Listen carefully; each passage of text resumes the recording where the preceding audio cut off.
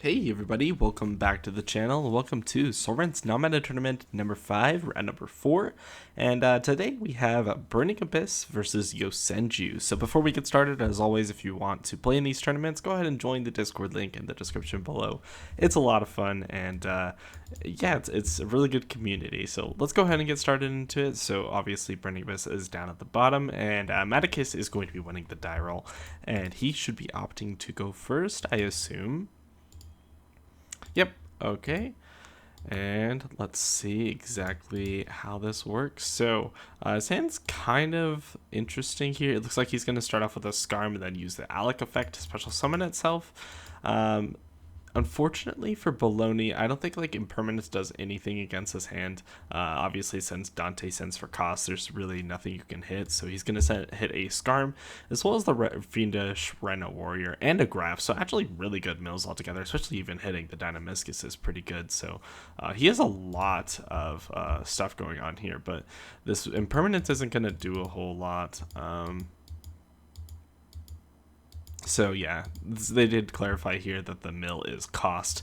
So Graph 1 and then Rhino is 2. So Rhino's going to send a Fiend from deck to grave, which is going to be the backjack. So he's going to have an extra, basically a good peek at his deck. So he's probably going to pick up maybe like the Trap Trick at the top, since the backjack can set it.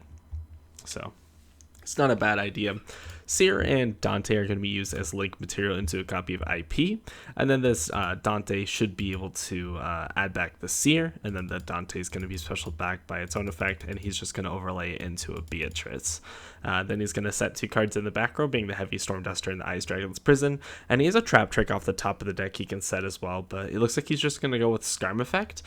Maybe he should use the backjack here just so he doesn't lose the Trap Trick, but I guess he's opting not to do that. Maybe he'll just get a random hit, so he's just going to pass his turn on that. So Humongous is going to come down over this copy of Beatrice. Pretty rough, honestly, but Dante's going to add back the Seer, so he's still going to get advantage out of it, or at least break even. So Yosenju Kamatsu is going to be normal summoned here, and he's going to be normal summoning this Izuna, so he's on Yosenju obviously, and I'm a little unfamiliar with the Yosenju cards. I know that they all like basically normal summon another copy, very similar to Hunder, if anyone knows what that deck is. It's a very old deck, but this is basically the same thing in my like experience, but yeah. Looks like it gets a search, so I think he searches for the Yosenju Spell or Trap, maybe? One of them does, maybe? I actually don't know. I think that's what happened, but I'm not sure what search is. But yeah, okay, so he's going to go ahead and end the main phase 1. On the end of main phase 1, IP is probably going to be using its effect here, linking off it and the Humongous into a Unicorn, and then he can go ahead and send the Seer to shuffle back one of them, and then he can get a special back with Dante due to the Seer's effect. So a lot of floating going along in this Burning Abyss list, which is really nice. It's really cool. In this format, Seer was brought back from 0 to 1, so it gives a lot of like potential to this deck, just so you can like basically infinitely Seer loop, or not maybe infinitely, but for quite a bit of you know, a good portion of your games you can just Seer loop, which is really nice. But in the TCG we have it at 2, and it's pretty crazy. But looks like he's going to go ahead and link off this Dante as well as the copy of Dynamiscus into a copy of Phoenix to get rid of the back row to bait it out. It's just an impermanence. This Dynamiscus should be banished. I know it's kind of like hard to miss sometimes, but it definitely should be banished. Chaos Space is going to be used here, discarding the Seer. The Seer was brought back by Dante, obviously, and he can go ahead and grab a copy of BLS, and then the Seer should probably get a copy of Dante back. And then special summoning the Seer by banishing a Beatrice and the IP. He can also use Chaos Space, which has really nice synergy with it altogether, to just go ahead and put back the Beatrice. And I think that might be enough damage there. I didn't count it, but I think it was 81, if I counted correctly. I'm not too sure. But he's just going to scoop it up, and we're going to go into game 2. So Looks like a Baloney's going to be starting, which is really interesting that he's playing Humongous going first. And his hand looks like a brick. He drew Humongous, which doesn't do anything, Driver, which doesn't do anything, and I don't know what these do, but they're not the Yosenju monsters, so I assume they don't do a whole lot. But Upstart's obviously going to get him a draw here, and he's just going to go ahead and activate Yosen Training Ground. So actually, I don't know what this does. Looks like each time one is normal or special summon, you place a counter on it, and then you can remove counters to apply effects. So okay, so if you remove one counter, they gain 300 attack till the end of the turn, and if you remove 3, you can add a Yosenju card from your deck or graveyard to your hand. Okay, so that's not too bad. Reminds me quite a bit of the Six Samurai card that does a very similar thing. But Graph is going to be normal summoned here, and a Farfa is going to use its effect out of the hand to special summon itself, and he's going to overlay it into a copy of Dante. And this is going to hit with Oath of Companionship, so I actually don't know what this card does either.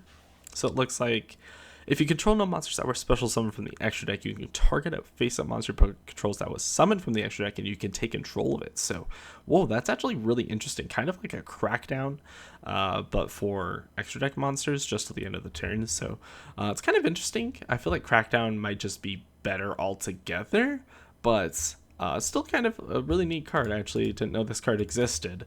Or, I mean, I knew the card existed, I just didn't know what it did. But, I mean, hey, taking a Dante till the end phase is pretty good just because you can't activate the effect. You can't pay costs if you don't control the card, so pretty cool. So he's just going to go ahead and pass his turn at that. Looks like Yosenju Kamatsu is going to be normal summoned here, and he can use the effect, but there's no reason to. Actually, he can't use the effect since you can't immediately normal summon one from your hand. But yeah, this Yosenju Kamatsu is just going to attack over the Dante. Torrential Tributes can be activated on the normal summon, actually, so he had a response on the summon.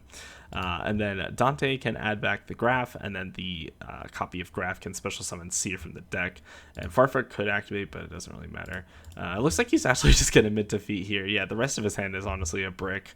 It seems pretty unfortunate that he just drew really bad in game number 2, but I think he probably could have mitigated that by just not citing Kaijus. I feel like they are pretty bad against Burning Abyss in general, just because it gives them a body and they get resource advantage because all of their cards float.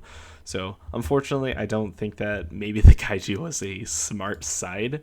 I do feel like the D-Shifter was really good. It could have been really good, but he obviously drew it a little too late as his 6th card on the 3rd turn. So unfortunate. And as he says right here, good luck on Top Cut. It's because they were both playing in Top Cut since this is round 4, or they're playing for Top Cut rather. So one of them just needed 1 win, and obviously Medicus got the win. So you'll be seeing a little bit more from him in the Top Cut. So a little bit of a shorter video today, but regardless, I hope you guys enjoyed, and I will see you guys in the next one. See ya.